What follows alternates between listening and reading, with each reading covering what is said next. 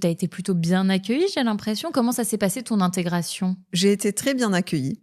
Ça a été facile pour toi de créer du lien avec les Norvégiens ? Moi, je pense que ça a été facile. Après, j'ai fait beaucoup d'efforts. J'ai vraiment essayé de comprendre la société norvégienne. J'ai vraiment essayé de parler norvégien. Au début, j'avais pas de contact avec la communauté française. J'étais vraiment à fond pour m'intégrer, me faire des amis, des activités, voyager. Je voulais découvrir toute la Norvège. Donc, je pense que j'ai quand même mis beaucoup d'énergie là-dedans. Donc, effectivement, les gens te rendent aussi... Bien sûr. C'est clair que le jour où tu parles norvégien, tout change. Ouais. Oui. Parce qu'en fait, je me rappelle, je parlais très mal norvégien. Et j'avais une copine, ma première copine norvégienne, qui avait vécu longtemps au Brésil. Elle avait appris le portugais. Elle m'avait dit, au tout début de notre relation, elle m'avait dit, tu sais quoi, on va pas parler en anglais. Je sais que tu parles pas bien norvégien, mais c'est pas grave. Mais on va pas parler en anglais. On va parler qu'en norvégien. Et du coup, ça m'a permis d'avoir une amie avec qui j'ai construit une amitié en norvégien. Parce que ça, c'est important. C'est très difficile de passer d'une langue à l'autre dans une relation, qu'elle soit amoureuse ou amicale. Et en fait, au bout d'un moment, quand j'arrivais à faire des phrases genre sujet, verbe, complément, là, elle a commencé à m'inviter à des fêtes. Elle s'est dit, ça y est, la petite française, elle est prête. Pour pas aller à Et des fêtes. ça m'avait étonnée. Je lui avais dit, mais je savais pas que t'allais à toutes ces fêtes. Mais en fait, moi, je suis toute seule, là, je m'ennuie chez moi, c'est l'hiver. Et puis, en fait, il y avait toute cette vie sociale dont je ne connaissais pas l'existence. Et là, elle m'a dit, oui, mais maintenant, on peut t'inviter parce qu'on n'est pas tous obligés de parler anglais pour toi. Et oui. Donc, il y a quand même ce... Ouais. Donc, même si je parlais pas très bien, c'était mieux que rien, en fait. Bien sûr. Et du coup, de là, alors, les Norvégiens adorent quand on apprend leur langue. Je sais pas si c'est toujours le cas, mais j'imagine. Donc, c'est vrai que moi, je leur posais des questions toute la journée. Mes collègues, je leur disais, mais du coup, c'est quoi la différence entre kusli et hyggelig ? Alors là, oh là là, ils sont lancés. Ils peuvent te parler pendant 45 minutes. J'adore. Ou bien, alors, les questions sur les dialectes. Moi, j'adore les langues. Mais alors, du coup, toi, tu dis yai. Elle dit egg. L'autre, il dit eh. Alors, du coup, c'est quoi ? Alors, ils sont fascinés. Ça, c'est les questions. Tu veux lancer un sujet là dans un dîner avec des Norvégiens Ouais, sur D'ailleurs, la langue, toi, ça marche bien, ouais. Tu parles bien norvégien maintenant. Est-ce que tu arrives à parler avec tous les Norvégiens ? Parce qu'il y en a quand même pas mal qui ont des dialectes. Est-ce que tu les comprends tous ? Je les comprends tous, oui. Ouais. Ok. Ceinture noire, toi. Ceinture noire. Et même d'ailleurs, le test que j'ai passé en norvégien, qui est un test de C1, à l'oral et à l'écrit. À l'oral, il y a des tests sur les dialectes. D'accord. Ah ouais, gros niveau là. Je parle pas très bien norvégien, voire pas du tout. Et c'est vrai que j'ai toujours ce petit... bon, maintenant, j'aurais plus l'excuse où je me dis, bon, de toute façon, je vais comprendre, je vais apprendre le bokmal, mais il y en aura plein avec qui je pourrais pas parler parce qu'ils parleront leur dialecte. Mais c'est beau comme excuse.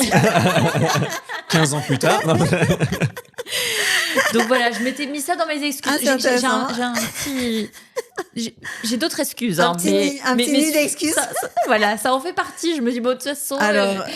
Ouais, alors en fait, je vais... Non, alors déjà, premièrement, le bokmål et le nynorsk, qui sont les deux langues officielles de la Norvège, sont des langues écrites. Ouais. Donc les dialectes, c'est la couche du dessus. C'est-à-dire que personne parle le nynorsk, en fait. Le nynorsk, c'est une langue écrite. Le bokmål, c'est une langue écrite. Bokmål, ça veut dire la langue des livres. C'est hérité du danois, parce que la Norvège était sous occupation danoise pendant presque 500 ans, entre le Danemark et la Suède. Donc, en fait, c'est un genre de danois norvégianisé, même si les Norvégiens n'aiment pas trop qu'on dise ça, mais bon, c'est la réalité. Et en fait, quand ils ont essayé de reconstruire leur nation, en fait, et qu'est-ce que ça veut dire d'être norvégien, l'identité nationale, il y a eu une équipe de Norvégiens qui sont partis dans toutes les contrées norvégiennes pour savoir quelle était la vraie langue de la Norvège. Et là, ils ont créé la langue écrite du nynorsk, qui veut dire nouveau norvégien, avec justement tous ces dialectes, mais que tu pourrais dire que c'était en fait des langues. D'accord. Et donc, ils en ont fait une langue officielle. Ils ont fait un espèce de mélange, une langue officielle. Mais après, ça, c'est différent dans le sens où si tu vas dans des contrées, des vallées, des montagnes, des villages, des îles, etc., ils ont leur dialecte propre, mais ça ne veut pas dire que c'est la manière correcte d'écrire. Oui, mais est-ce que je les comprendrais du coup s'ils me parlent ? Probablement pas. Mais ça, c'est comme ça. C'est-à-dire que ça prend du temps. Moi, des fois, je rencontre des gens... Donc, du coup, mon excuse, elle est un tout petit peu valable quand même. Je pense qu'il faut quand même apprendre le norvégien. Il faut apprendre à écrire et à le lire et à le parler. Tous ces gens regardent la télé et donc ils comprennent le bokmål. Ok. Voilà. En fait, ce que tu entends le plus à Oslo, c'est le dialecte d'Oslo, c'est un dialecte aussi en réalité. Hein. Puis après, tu as des sociolectes. Moi, j'en suis au point, quand quelqu'un parle, je sais de quel quartier, c'est-à-dire s'ils viennent des quartiers bourgeois d'Oslo ou des quartiers prolétaires d'Oslo. Apparemment, ouais. Ceinture noire d'accent aussi dans Oslo. Mais c'est super intéressant, mais parfois les gens m'en ont parlé de ça. Et moi, alors, rapidement, j'aime bien aussi les langues. Je parle pas super bien norvégien, mais ça m'intéresse. Et rapidement, j'avais vu la différence entre l'accent d'Oslo et une collègue de Bergen, par exemple. Ah oui, c'est très fort comme différence. C'est faux. Ouais.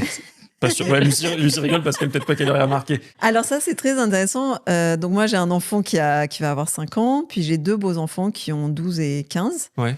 Et mon mari est philologue. Donc ça veut dire qu'il s'intéresse aux fils. Non, c'est la science des langages. D'accord.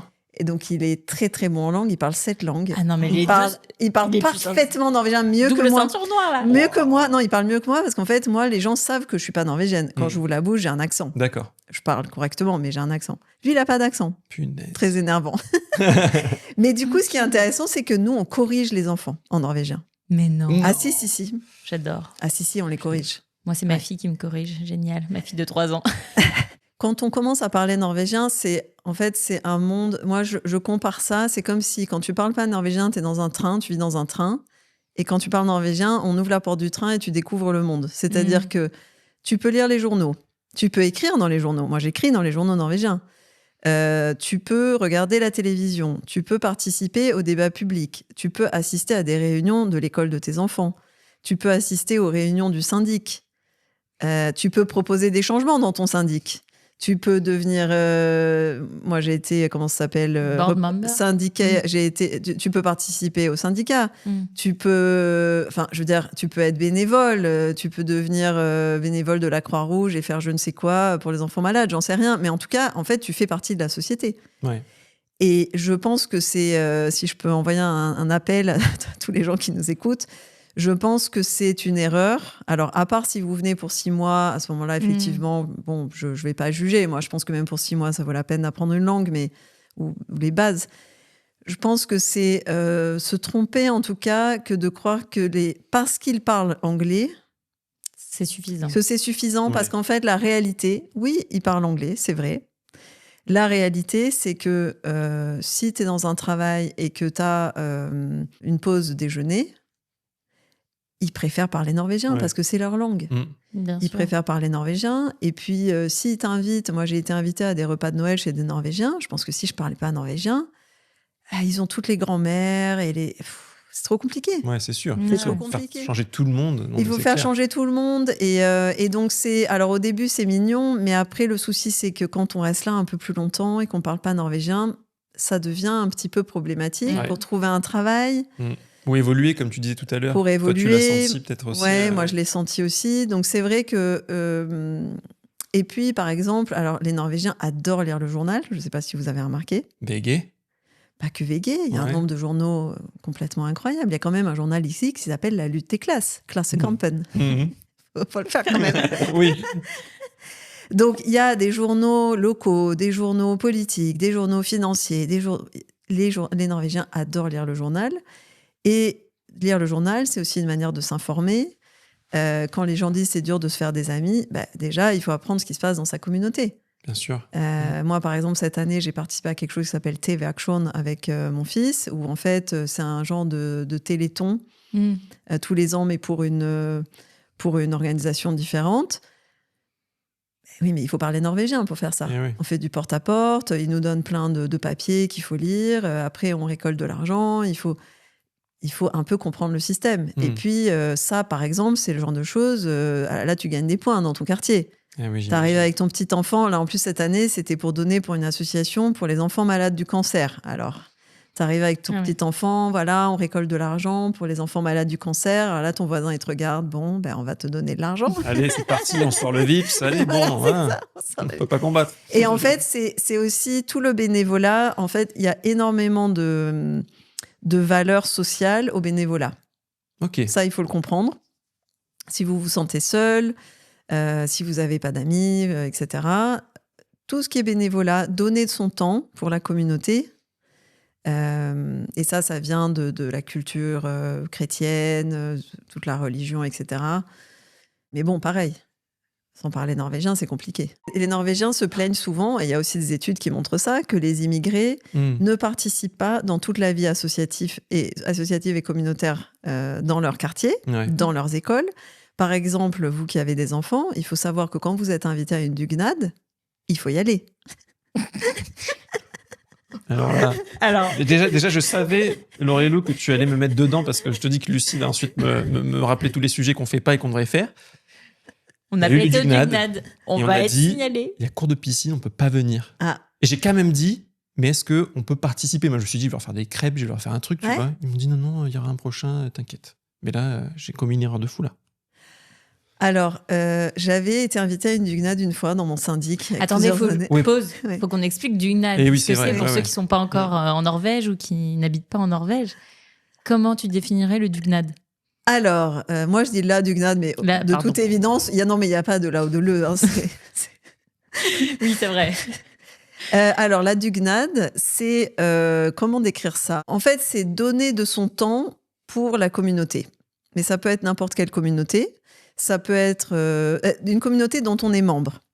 Ouais. Alors, dont on est membre, qu'on le veuille ou non. Hein. Des fois, on ne sait pas. Oui, on n'a pas voulu être membre. On a une maison ou un appartement. Exactement. Il peut y avoir... T'es membre d'un syndic. Voilà. Donc, tu fais la dugnad de ton immeuble, de ton quartier. Tu fais la dugnad de ton immeuble. Et en fait, souvent, on t'appelle. C'est-à-dire que tu reçois un papier dans ta boîte aux lettres qui dit « La dugnad sera le mardi 13 novembre de 14h à 16h. Venez avec des sacs plastiques et je sais pas quoi. Râteau et pelle. On va repeindre toutes les barrières, on va ramasser toutes les feuilles mortes, on va nettoyer le quartier, on va faire ci, on va faire ça.